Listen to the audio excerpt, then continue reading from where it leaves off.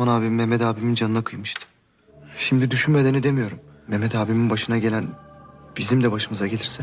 İnşallah kur. Qasim pun menyuruh Kasim berhenti berbicara. Amit-amit, jangan khawatir. Jangan khawatir akan hal itu. Aku di sini. Aku bersama kalian. Aku tidak akan pergi kemanapun. Ben buradayım, yanınızdayım. Hiçbir yere de gitmeyeceğim. Abim kafasına koymuş gönderici.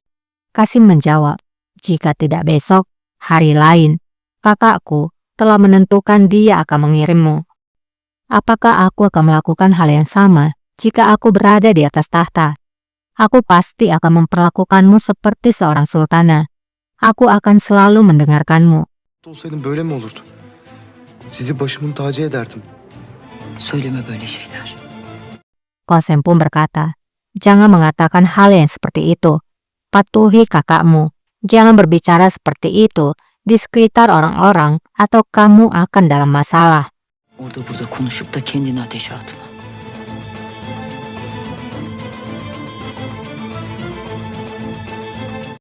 Kasim bertanya, mengapa tidak Valide?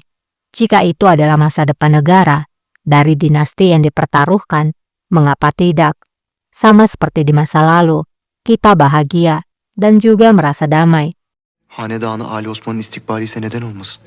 Tıpkı eski günlerdeki gibi.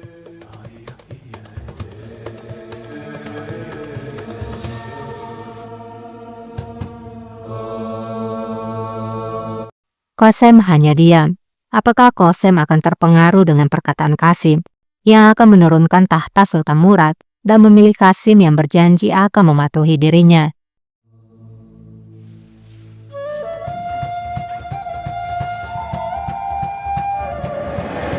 Raja sudah berada di istana. Dia pun berdiam diri di terasnya. Ia mengingat kembali saat ibunya yang hampir mati pada masa lalu. Ben senin fırtınalarında büyüdüm. Bir çınar oldum. Bırakma beni validem. Bırakma. Bırakmam seni. Gitmem.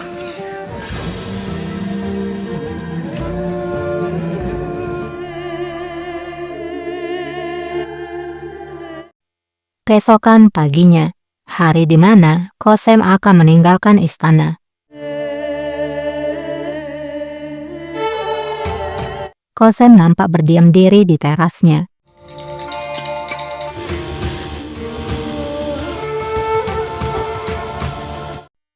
Putri terlihat memperhatikan Lalejar yang akan berjalan menuju ruangan Qasim Sultan.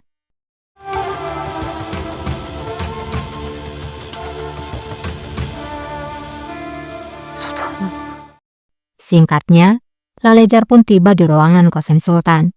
Lalejar dengan perasaan sungkan menyampaikan bahwa para penjaga sudah ada di sini. Mereka telah diperintahkan untuk membawamu ke istana lama. Keretamu juga sudah siap. Sizi eski saraya götürmek için emir almışlar. O ağlar ya hemen çek. Qasim pun berkata, beritahukan mereka harus pergi sekarang, atau aku akan memenggal kepala mereka semua. Sultan. Çıkmaz lazım. Lalejar menjawab, Sultana, kamu harus pergi. Qasim pun menegaskan kembali, lakukan saja apa yang aku katakan. Sana ne diyorsam onu yap. Sultan. Hachi menghentikan Lalejar yang ingin berbicara kembali pada Qasim. Hachi berkata, Lalejar, apakah kamu sudah gila? Apa maksudnya ini? Lalejar menjawab, aku hanyalah seorang subjek yang telah mendapatkan perintah. Aku tidak tahu apa yang harus aku lakukan.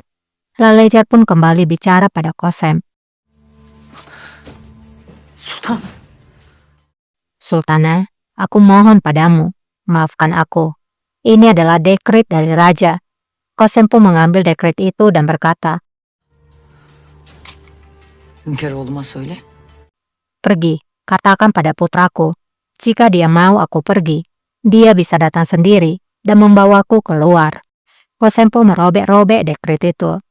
Lalejar keluar dari ruangan Qasim dan akan pergi ke ruangan raja.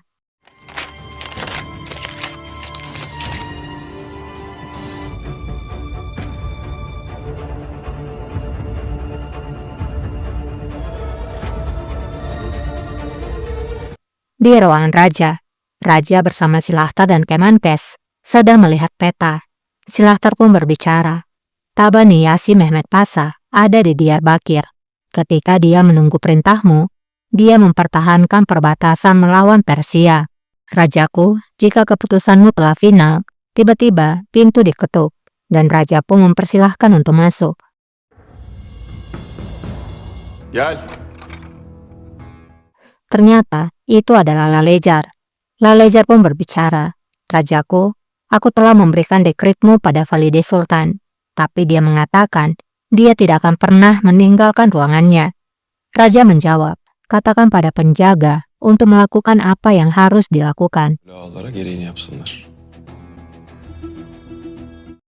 Melihat sikap Raja yang bersikeras, Kemenkes pun berbicara. Rajaku, maafkan atas keberanianku. Sebelum para penjaga akan melakukan hal itu, aku ingin bicara denganmu secara pribadi. Ada sesuatu yang harus kamu ketahui. Raja pun menyuruh Silahtar untuk keluar. Bilmeniz icap eden bir mesele var.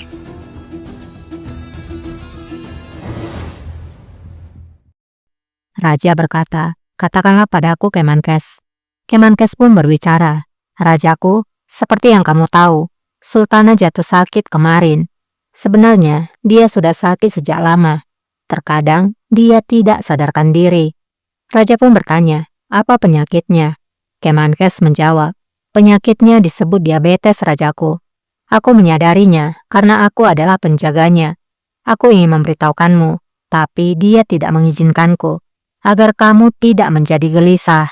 Itu adalah penyakit yang mengerikan, Rajaku. Terutama, jika kesedihan dan duka, maka akan membuatnya lebih buruk. Tentu saja, kamu tahu yang terbaik. Tapi jika dia pergi ke istana lama, maka dia akan menjadi sendirian di sana dan jauh dari anak-anaknya. Amit-amit, maka dia akan semakin memburuk. Size söylemek istedim, lakin izin vermediler. Üzülmeyesiniz diye. Diyabetes. Gam ve keder daha beter ediyor. Ancak eski saraya giderlerse vaziyeti daha da kötüleşir. Setelah mendengar keterangan Kemenkes, Raja meninggalkan ruangannya dan akan menuju ke ruangan Kosem ibunya.